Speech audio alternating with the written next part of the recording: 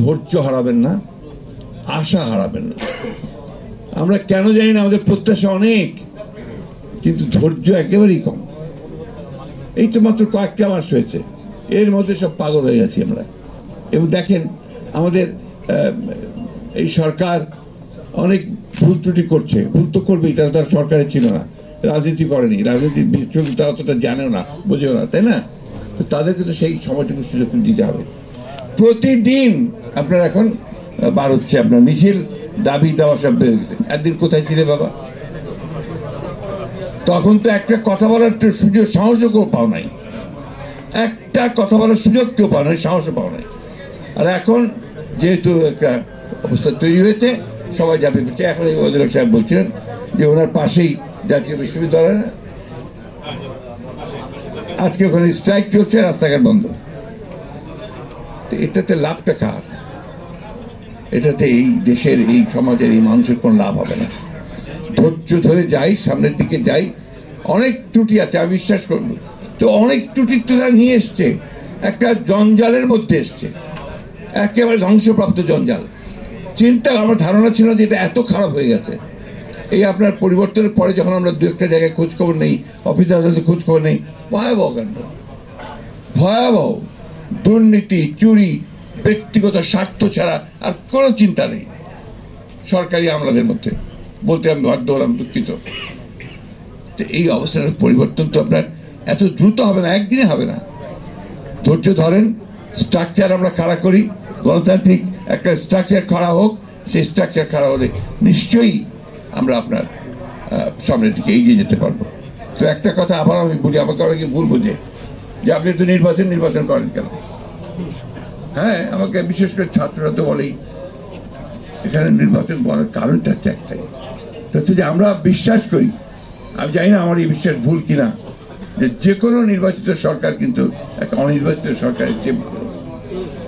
আমার এক্সেস থাকে, আমি যেতে পারি, কথা বলতে পারি, এখন আমার সেই জায়গাটা নেই। জিয়াউর রহমানের কৃতিত্বটা ছিল কোন জায়গায়? জিয়াউর রহমানের কৃতিত্ব ছিল ওই জায়গায় যে তিনি একটা একদলীয় শাসন ব্যবস্থা, একেবারে বদ্ধ একটা রাজনীতি এবং বদ্ধ একটা অর্থনীতি, সেখান থেকে তিনি বের করে নিয়েছিলেন। ওটাই যে ছিল বাংলাদেশের জন্য সবচেয়ে বড় সংস্কার, একদলীয় রাজনীতিকে বহুদলীয় রাজনীতি, একটা ভ্রান্ত সমাজতান্ত্রিক অর্থনৈতিক থেকে তিনি একটা মিশ্র এবং মুক্ত বাজার অর্থনীতির দিকে নিয়ে এসেছিলেন। ওটা সমাজতান্ত্রিক ভ্রান্ত, বললাম তো, ভ্রান্ত সমাজতান্ত্রিক চিন্তা থেকে নিয়ে এসেছে। আর আওয়ামী লীগ সমাজতন্ত্র করবে কি? আমরা তো কোনো সমাজতন্ত্র বিশ্বাসই করতো না, করতো না। এটা ছিল প্রতারণা। আমার এখনো মনে আছে, এটা বোধহয় সম্ভবত আপনার 69-এ আপনার এই শহীদ মিনারে আপনার সব অল পার্টি মিটিং হচ্ছে, ওখানে আপনার 21শে ফেব্রুয়ারির পরের দিন বা 21শে ফেব্রুয়ারিতে। তো ওইখানে আমাদের ওই যে তখন আপনার ছাত্র ইউনিয়নের প্রেসিডেন্ট ছিলেন আমাদের নর্থ বেঙ্গলের, না মালিক ভাই না, আপনার যে দোহা ভাই, শামসুদ দোহা ভাই, হ্যাঁ সেক্রেটারি। তো উনি বক্তৃতা করতে গিয়ে আফ্রো এশিয়া, লাতিন আমেরিকার করে ওই আপনার সমাজতন্ত্রের কথা বলে মার্কিন সাম্রাজ্যবাদের বিরুদ্ধে কথা বললেন। আর যায় কোথায়, এত বড় বড় চুরি টুরি সব বেরোয় আসলো, মার্কিন সাম্রাজ্যের বিরুদ্ধে কথা বলা যাবে না। এবং সেটা ছাত্রলীগের নেতারা, তখন ওই দল যদি আপনার সমাজতন্ত্র করতে যায় তো কি হবে সমাজতন্ত্রের অবস্থা? তাই হয়েছে। আজকে এই জিনিসটা আমাদেরকে বুঝতে হবে যে আমরা ওই জায়গাটা থেকে বেরিয়ে এসে একটা সুযোগ পেয়েছি, সম্ভাবনা তৈরি হয়েছে একটা, যে আমরা একটা ভালো কিছু করব। এই সংস্কারের প্রস্তাবগুলো আসতে শুরু করেছে। আমার বিশ্বাস যে আমাদের প্রধান উপদেষ্টা তিনি খুব শীঘ্রই এই বিষয়গুলো ডাকবেন, একটা সমাধানের দিকে আসবেন, আলোচনা হবে, ঐক্যমতের ভিত্তিতে আমরা একটা জায়গায় গিয়ে পৌঁছাবো। নির্বাচনটার কথা এই জন্যই তাড়াতাড়ি বলি যে নির্বাচনটা হলে এই সমস্যাগুলো চলে যাবে। এখানে আপনার একটা নির্বাচিত সরকার, সে একটা পিপলস ম্যান্ডেট নিয়ে বসবে। এরা তো এখন বসতে পারেনি, ওদের মধ্যে সেই যে কনফিডেন্স, সেই কনফিডেন্স তো নাই। তো এই জন্যই আর পিপলের ভাষাটা তো বুঝতে হবে, সেটা আপনার একটা নির্বাচিত সরকারি সবচেয়ে ভালো বুঝবে বলে আমরা বিশ্বাস করি। এই জন্য আমরা এখনই করে ফেলতে হবে তা তো বলছি না, ন্যূনতম যে সংস্কারটা প্রয়োজন সেটা করে নিয়ে নির্বাচিত করলে সমস্যাটা অনেকটা সমাধান হবে। যাই হোক, যেভাবে চাই সেভাবে সমাজ তৈরি হয়নি, যেভাবে চাই রাষ্ট্র সেভাবে তৈরি হয়নি। আমি ধন্যবাদ দিতে চাই ছেলেদেরকে যে তারা এই বিষয়গুলোকে সামনে নিয়ে এসেছে, এখন কথা হচ্ছে। একই সঙ্গে একটা কথা মনে রাখতে হবে সবসময়, যে হঠকারিতা করা যাবে না। অতি বিপ্লবী কোন চিন্তা ভাবনা নিয়ে সমাজে আরো অস্থিরতা বা একটা চরম একটা পরিস্থিতি সৃষ্টি করাটা বোধহয় সঠিক হবে না, নৈরাজ্য সৃষ্টি করাটা বোধহয় ঠিক হবে না। এই কথাটা আমাদের মাথায় রাখতে হবে। আমাদের সময় মাহবুবুল্লাহ ভাইরা যা থিওরি পড়াতেন আমাদের, তার মধ্যে একটা কথা ছিল রোমান্টিসিজম। রোমান্টিসিজম মানে শুধু প্রেম নয়, বিপ্লবের প্রতি প্রেম, অতি রোমান্টিসিজম। কি বলো? তো এখন ওই চে গুয়েভারার কথা উনি বললেন, অর্থাৎ এই মুহূর্তে আমি সব পাল্টে দেব, এই মুহূর্তে আমি দখল করব, এই মুহূর্তে আমি সব অন্যায় জল পড়ে দেব। এটা হয় না। You have to go step by step, একটা প্রতি ধীরে ধীরে যেতে হয়। যেতে গেলে কিছুটা পারা যায়, তাও সবকিছু যে সুনিশ্চিত হবে তা নয়।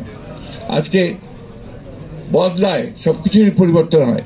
আজকে সোভিয়েত ইউনিয়নে বিপ্লব হয়েছে, সে বিপ্লব তখন সত্যিকার অর্থেই গোটা পৃথিবীর নির্যাতিত মানুষের সামনে সেটা একটা স্বপ্ন ছিল, যে সোভিয়েত ইউনিয়ন বিপ্লবের মধ্যে দিয়ে, লেনিনের কথার মধ্যে দিয়ে সেই যে বিপ্লব প্রতিষ্ঠিত হবে, সমস্ত জন্য মানুষের ভাগ্য পবিত্র হবে, গরিব লোক অনেক ভালো থাকবে, এটাই ছিল ব্যাপারটা। কিন্তু দেখা কি গেল, কিছুদিন পরে, বেশ কিছুদিন পরেই ওখানেও সেই সমস্যা তৈরি হলো, সোভিয়েত ইউনিয়ন ভেঙে গেল।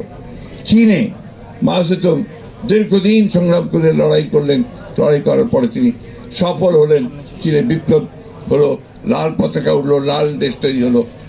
এখন সেই চীনে পা ফেলতে হবে। এমন কিছু আমরা করব না যেখানে আমরা আরো নৈরাজ্যের সৃষ্টি করে আরো বিপদ আমরা যেন ডেকে না আনি। এই বিষয়গুলো আমাদেরকে মনে রাখতে পারে মনে করি। শহীদ জিয়া রহমান সাহেবের, আমাদের প্রেসিডেন্ট শহীদ জিয়া রহমান বীরুত্তম, তার মধ্যে এই ধৈর্যটা ব্যাপারটা ছিল, এবং তার যে স্বপ্ন, অর্থাৎ দূরদৃষ্টি সম্পূর্ণ যে চিন্তা ভাবনাগুলোকে তিনি কিভাবে ইমপ্লিমেন্ট করবেন, বাস্তবায়ন করবেন, তার জন্য তিনি প্রথমেই কিন্তু যুদ্ধ শুরু করে দেননি। প্রথমে শুনেছেন, সমস্ত বিজ্ঞ মানুষদের নিয়ে বসেছেন, তিনি যারা বিভিন্ন ক্ষেত্রে যারা বিশেষজ্ঞ ছিল তাদের কথা বলছেন। রাত্রে 2টা-3টা পর্যন্ত তিনি এদের নিয়ে কথা বলতেন। একটা রাত ছিল না যে যখন তিনি রাতে এইসব বিশেষজ্ঞদের সঙ্গে কথা বলেননি, কথা বলেছেন, শুনেছেন, তারপরে তিনি কাজ শুরু করেছেন। এই জিনিসটাই আমাদের সকলকে মনে রাখতে হবে, তা না হলে আমরা ভুল করতে থাকব। আজকে এই জিয়া স্মৃতি পাঠাগার, তাই না, একেবারেই একটা ঢাকা মহানগরের যে অফিস, মৌলানা ভাসানীর যে অফিস, তার পাশে তার কোন একটা ছোট্ট একটা র্যাক, একটা র্যাকে বোধহয় 20টা বই ছিল, মনে হয় আমার 20টা বই। তা আমরা একদিন দেখে দেখলাম যে এখানে কেন এইভাবে, আমাদের তো আপনার একটা ভালো পাঠাগার তৈরি করা দরকার। শেষে আমরা আমাদের অফিসের, এখন যে নয়াপল্টন অফিসের 6 তলায় জায়গা বের করে সেখানে আমরা একটা পাঠাগার নির্মাণ করলাম, তৈরি করলাম। এখন সেটা মোটামুটি একটা যাওয়া যায়, বসা যায়, বই পড়া যায়, সেই অবস্থা হচ্ছে। কিন্তু সঙ্গে সঙ্গে যে কাজটা এরা করতে পেরেছে, যার জন্য আমি এদেরকে ধন্যবাদ দিই। আমাদের ডিপি আছে, সরকার এই কাজগুলো করে যাচ্ছে। এমনকি তারা এই যে পাঠচক্র বা আপনার যে আড্ডা, এগুলো তারা নিয়মিতভাবে করার চেষ্টা করছে।